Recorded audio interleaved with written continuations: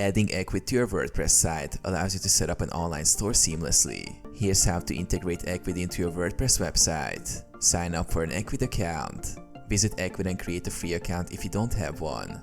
Follow the setup instructions to add products to your store. Get the Ecwid plugin. In your WordPress dashboard, go to Plugins, Add New. Search for the Ecwid Shopping Cart plugin. Install and activate the plugin. Click Install Now on the Ecwid plugin, then click Activate once the installation is complete. Connect Ecwid to WordPress. After activation, navigate to Ecwid Settings in your WordPress dashboard. Log into your Ecwid account to link it with your WordPress site. Configure store settings. Customize your store settings, including currency, tax, and shipping options. Add Ecwid Store to pages. Use the provided shortcodes to add your Ecwid store to any page or post. You can also use the Ecwid product widgets to display specific products or categories. Save changes and publish. Ensure all settings are saved and then publish your pages to make your store live.